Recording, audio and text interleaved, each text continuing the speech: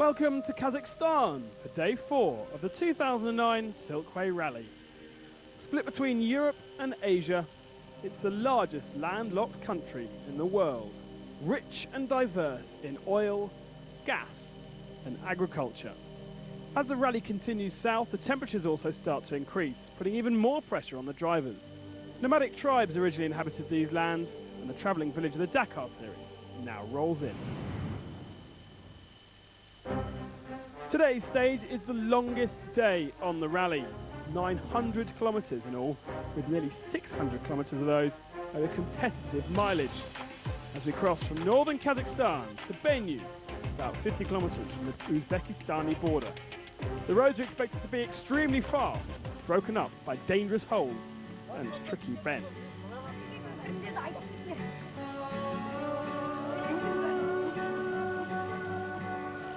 As the drivers prepare, it's an early morning for all involved.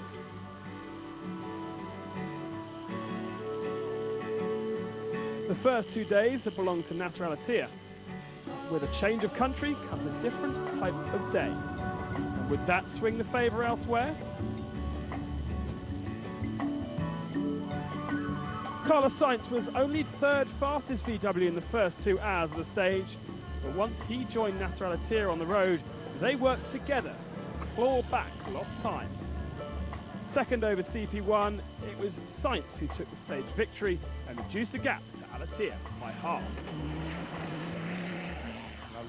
He said the fight inside the Volkswagen team gives us more drive to be fast.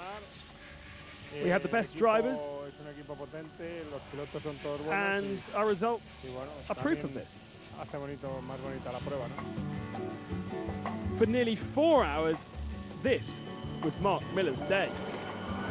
But on the final part of the stage, Ralph Pitchford, his co-driver, made an error, and he lost 2 minutes to the Sainz Al Attiyah group, therefore losing the lead of the stage. End of the day, just 20 seconds behind El Matador. It wasn't on purpose, but for sure we caught him 3 or 4 times, and yeah, just was unlucky with navigation, and it was a difficult day for navigation. So yeah, I think we had him several times, 2 minutes and 2.5 minutes, and we just never could seal the deal. The leader of the rally managed to effectively avert disaster today after a slow puncture caused him to stop and change the faulty tyre. After building the gap on the first 2 days, Nasser Al Attiyah has decided to pace himself and therefore lost a minute to Mark Miller before CP1. But then the puncture came, and he lost a further 2 minutes in changing it. He finished the day third.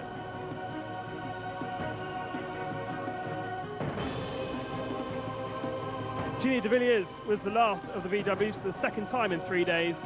At no point on the day was he the pace of his 3 teammates, dropping another 3 minutes to the rally leader, further behind Mark Miller.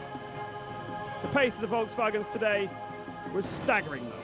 They completed the day at an average speed of 110 kilometers an hour.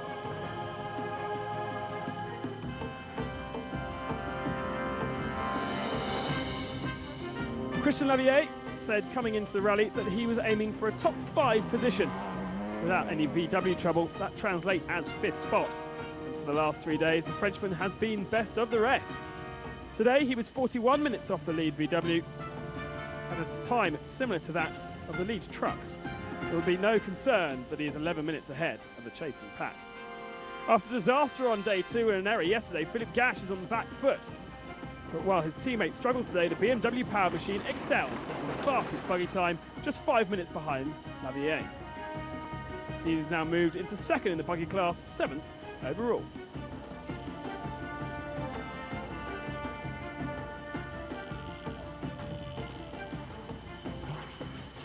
He said after the stage, the roads were very beautiful. Not too risky, not too dangerous. They were sandy. We felt like we're in Mauritania. 600 kilometers like this is really rally raid. Navigation was the real issue, and it was easy to lose time like this. For a while, Matthias Karl in his Honda V6 buggy was best of the rest, and he beat the Nissan over the first checkpoint. But that was not to last, losing 3 minutes in the next 2 sectors, which today just 16 seconds slower than the lead buggy. Top Russian was a new man to the top 10, Ilya Kuznetsov. The Mitsubishi driver finished 8th, 55 minutes from the pace setter, which moved him up to 11th overall. Here, he passes the third buggy of Arandane, who suffered issues, finishing an hour and 15 down. But Russian attention tonight will be on the condition of Andrei Biryakov and co-driver Dmitry Kinga. 9th yesterday, they destroyed their Mitsubishi in a high-speed roll, and they're being treated as we speak. Third the stage ranking, Sainz just ahead of Miller after 5 hours of running. Alatia third, de Villiers fourth, and Lavillers in fifth. Overall, it's Alatia ahead of Sainz, Miller still third, de Villiers fourth and failing, Lavillers fifth. Nasser Alatia is the latest member to join the Volkswagen Motorsport squad for the 2010 Dakar Rally campaign. He began rallying at 19, competing at Dakar for the first time in 2004, and returned as world champion in 2009. The rally raid really, it's mean many things in my life and my heart, you know. When I am young, it was really dreaming competing Dakar. I'm very, very pleased with Mark Miller, with Ginil, with Carlos, and a lot of pilots after Dakar 2009 wanted to come to us.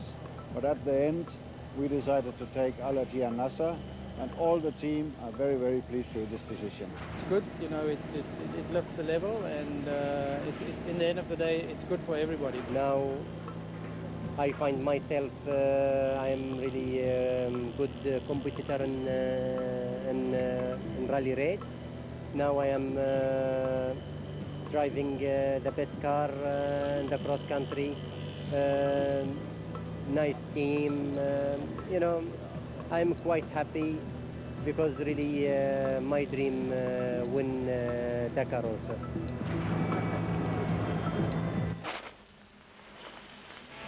So to the trucks then, and so far in this rally we haven't seen a lot of this man, Alex Lopret. Since the first day he steadily descended the standings, but today the Czech driver was on fire.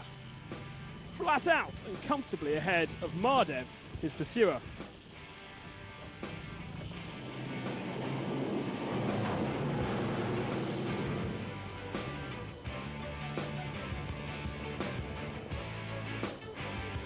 Ilgazar Mardev was the third Kamaz once more, and after a great battle with teammate Eduardo Nikolev yesterday, today he was fighting with Lopret over fourth position. The gap seesawed over the first two checkpoints, however luck was on Mardev's side, as problems befell the Thatcher driver, allowing Mardev a clean run home. He finished today 34 minutes down in fourth, moving himself up to fourth overall. But what of Lopret and his problems? He said today was the most difficult stage. The first two checkpoints were excellent and we were pushing very hard, and I think we're in the top three. But after that the fuel hose came off, and so we lost all of our diesel in the desert and had to stop.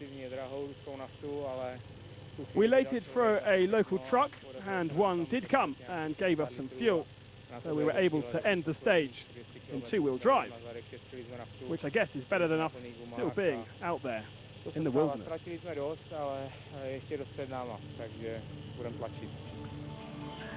Gerard de Roy was again right on the button. Despite a small electrical problem before CP1, he was still able to be clear of the field by 3 whole minutes. He found Chagin lost between CP1 and 2 and was able to pass him too.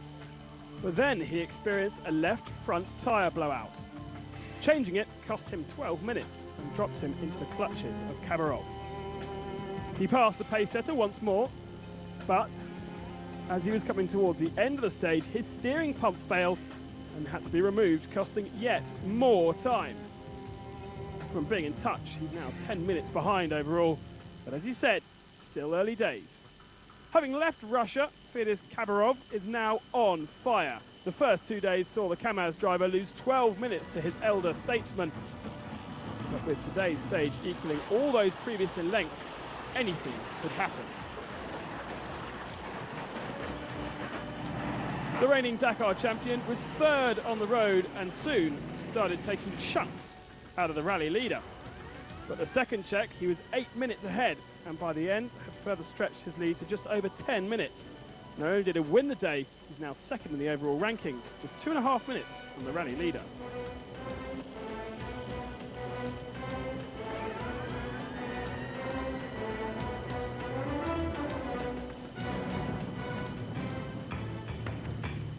And that leader is Vladimir Chagin,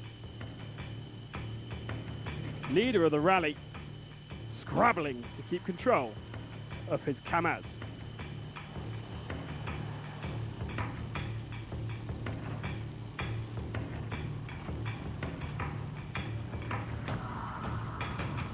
He was also struggling with directions, not entirely sure where he should be pointing his Red Bull sponsored machine, and he really struggled as he traded road position with his pursuer, Gerard de Roy.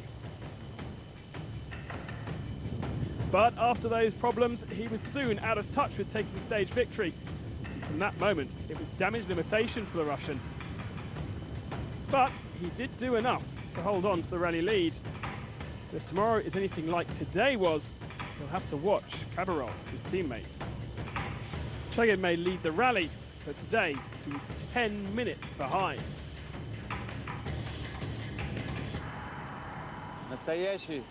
He says today was a real Dakar adventure. We drove at maximum speed on really bad roads, and it was great fun. At one point the road was so bad, we stopped to check everything was okay. It was just so crazy, our head banging around in the helmets. So we stopped and checked. So everything to play for still in the trucks. Khabarov leads from Chagin by 10 minutes. De Roy now 17 minutes down. Mardev and Lopre ran out the top 5. Overall, it's Chagin just ahead of Khabarov. De Roy 9 minutes down. Mardev and then Lopre, no chance of really leading, but having a good battle nonetheless. So tomorrow we head further into the desert. More stunning scenery, more tricky conditions. And we head towards the Kazakhstan border with Turkmenistan. See you tomorrow.